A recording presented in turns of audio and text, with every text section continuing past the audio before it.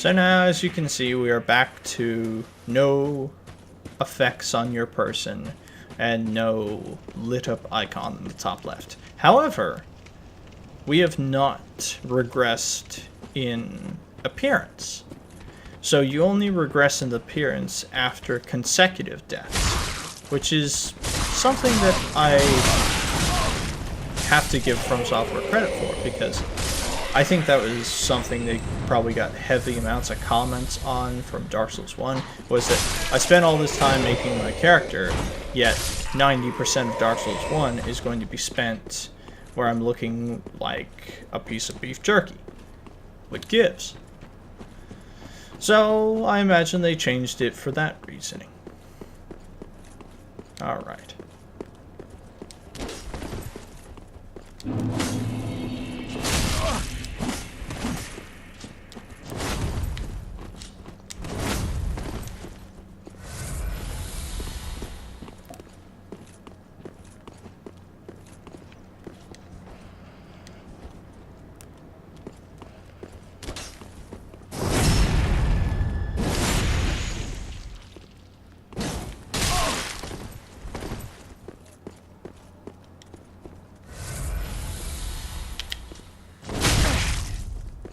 Jesus.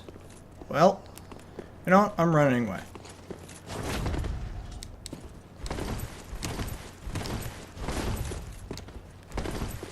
I want to see how far he actually chases me.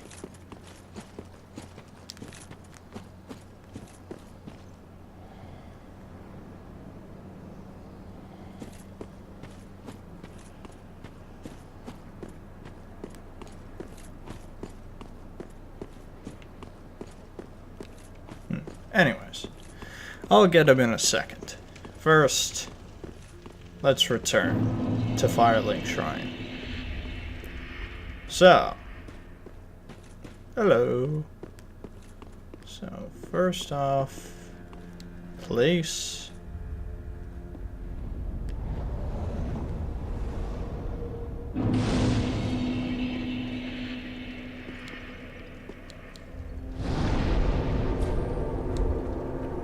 Okay, let's chat, shall we? Welcome to the bonfire, unkindled one.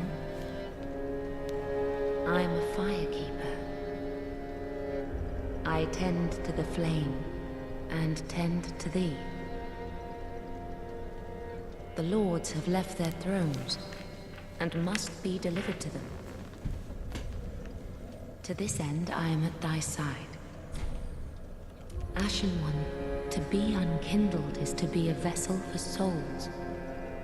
Sovereignless souls will become thy strength. I will show thee how. Ashen One, bring me souls plucked from their vessels. Ashen One, to be unkindled is to be a vessel for souls. Sovereignless souls will become. I will show thee Ashen. Anyways, Very so well. she is. Then touch the dark, take nourishment from these sovereignless souls. She is the level up lady of this game, so we can get a whole bunch of points. 500 health. Like that.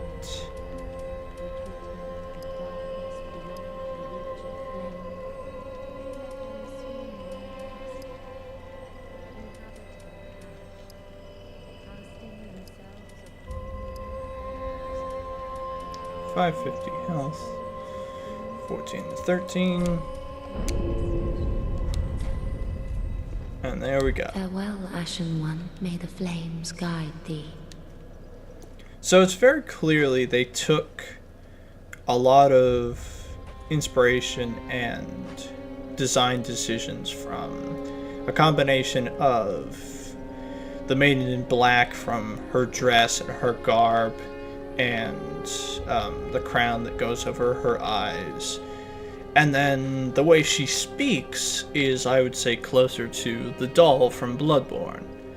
And she already has... I was going to say the Emerald Herald, but then again, the Emerald Herald is sort of an aping of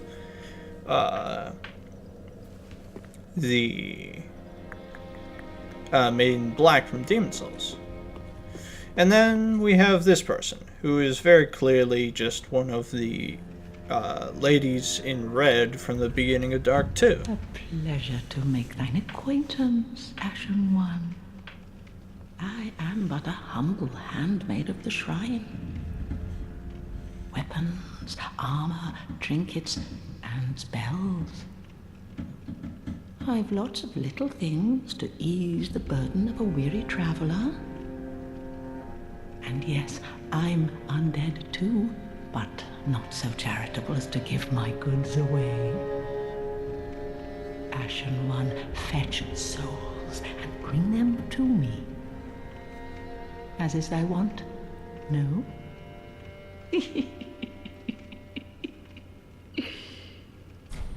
And continues the trope of being able to laugh at you some way. Ashen One, if my wares are not to thy satisfaction, bring me umbral ash.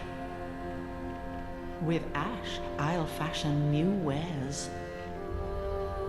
Is it not our sorry fate to sup on death?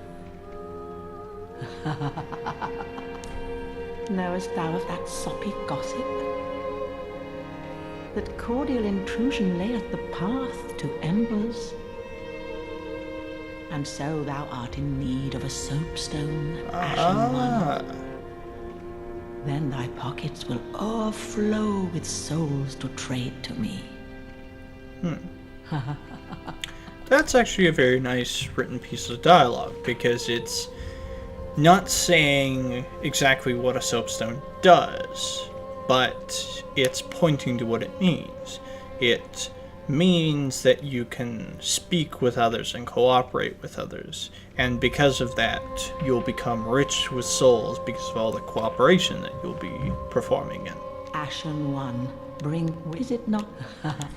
So she sells a whole bunch of stuff.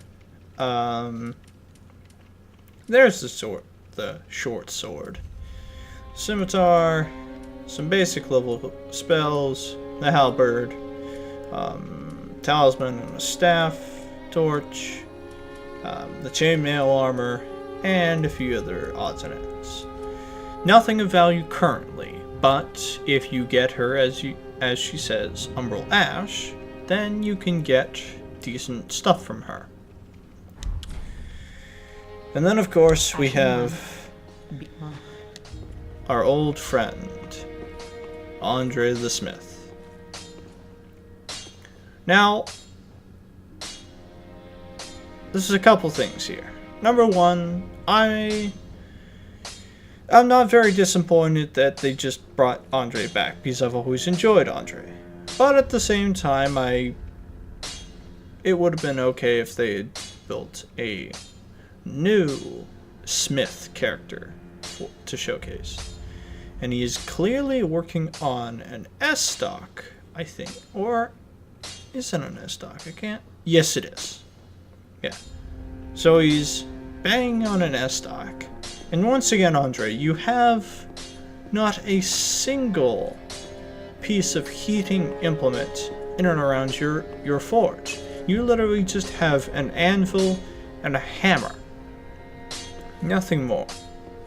So he's got some crossbows, some battle axes, and then these gigantic S-stocks that are like the size of a spear. Look at that thing. It's as tall as I am. Anyways, let's speak to you. Well, a newcomer, I see. I am Andre. I serve at this shrine as a humble smith, forging weapons.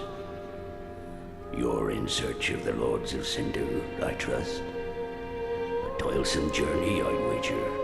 You require good arms. Let me smith you weapons. I am a smith. Such is my purpose. Alright. So not only is Andre responsible for reinforcing, repairing your equipment, he's also responsible for your Estus now. Which makes me wonder how exactly that works, given that, at least in Dark Souls 1 terms, the only people that could reinforce and alter your Estus were Firekeepers. So how is Andre able to do it? Anyways. So now I get 4 Estus flasks. And I have no shards, but what I will do is I will fire enchant my longsword. Now let's have a little chat, shall we? Weapons and protection are sturdy enough by and large, but when overused, they'll eventually break. When their durability is low, repair becomes a necessity. Use a powder, or simply rest at a bonfire. But should chance impel them break, bring them me. I'll hammer them back into shape. They take no pleasure in breaking, I assure ye. So handle them with care, if you would. There are 2 ways to smith weapons. Simple reinforcement is one, and infusion the other. Reinforcement is straightforward. It strengthens a weapon without altering its property. Infusion is a more advanced form of smithing that infuses an element. Reinforcement requires titanite, and infusion requires gems.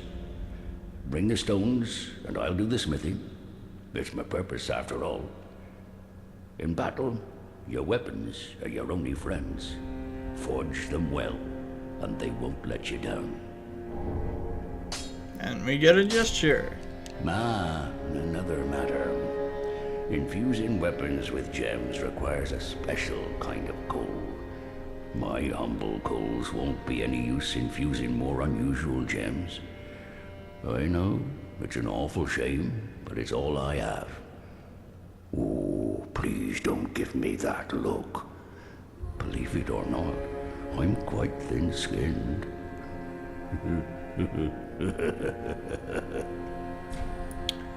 Andre, why do you need coal when you have no heating implement in your forge? Oh, by the by, if you find any Estus shards, bring them here.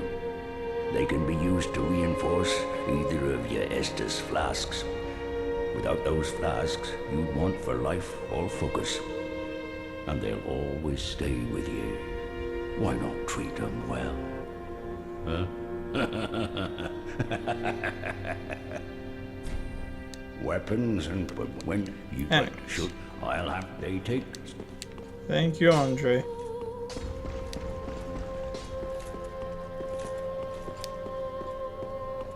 Now, to the latest version of Crestfallen.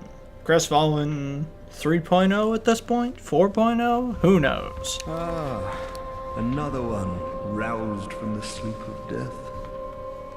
Well, you're not alone. We unkindled are worthless. Can't even die right. Gives me conniptions. And they'd have us seek the Lords of Cinder and return them to their moulding thrones. But we're talking true legends with the metal to link the fire. We're not fit to lick their boots. Don't you think? What a sick joke. Asking us to seek the Lords of Cinder and return them to their moulding thrones. We're talking true legends. So this Crestfallen is a lot more crestfallen than the others have been. Because he's... like... Crestfallen in 1 had some confidence to him. He knew that he wasn't going to do his job, and he wasn't destined for it, because it was the Chosen Undead's job to accomplish that. Crestfallen in 2 was just sort of tired, but was willing to give guidance to those along the paths chosen. Crestfallen in this game seems to be also chosen to do the same job, but just doesn't want to do it. So, an interesting idea. So then we have the thrones. So we have Yorm the Giant of the Profane Capital, and his gigantic throne. We have the Watchers of the Abyss, and all their swords piled around it. We have Holy King Lothric, last hope of his line. The one Lord of Cinder that is not mentioned in the opening crawl. We have Ludlith the Exiled, who is actually here. And we have Saint Aldridge of the Deep. So let's talk to Ludlith, shall we? If I can actually get up there.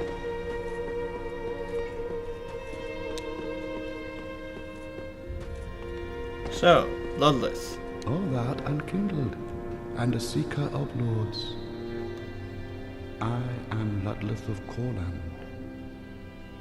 Look not in bewilderment as I say. I linked the fire long ago, becoming the Lord of Cinder. If substantiation be thy want, set thine eyes upon my charmed course.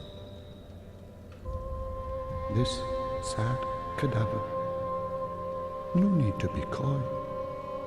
Have a closer look. So as Ludlith says, he managed to link the fire in his own world of Corland. My only wonder is, what did he look like before he got, well, crushed? Because he evidently was some sort of king in his land, and was strong enough to fight through everything and defeat his world's equivalency of Lord Gwyn.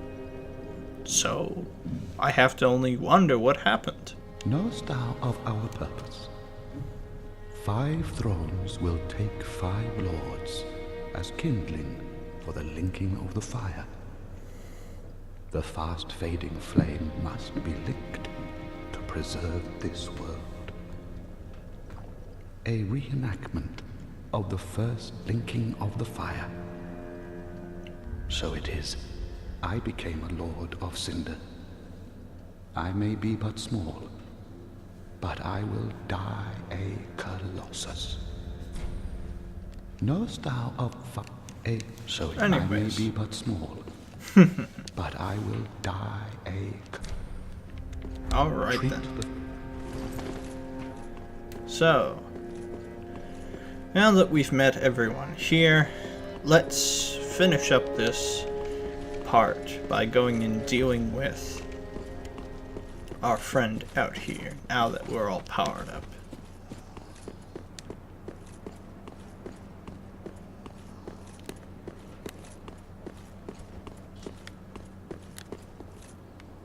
Whoop. Never mind then.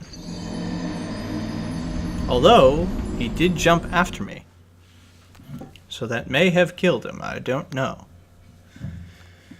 Let's find out. That'd be really cool if that killed him, because that would have made that a lot easier.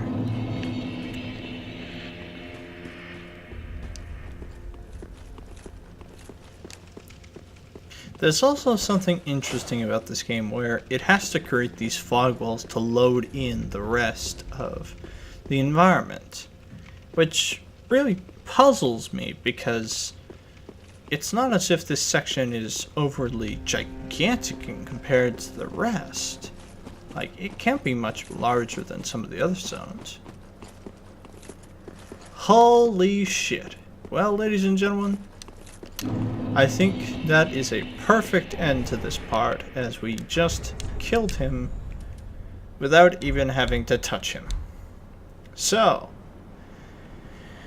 as to start, the first area is quite well designed. I like the pieces of music that play over Eudix's boss fight and the piece of music that plays in Firelink. And everything else is pretty good. It's a good start. Very reminiscent start. And quite good. So, next up we'll be heading to Lothric Castle and seeing what we can find there. So, until next time, see you then.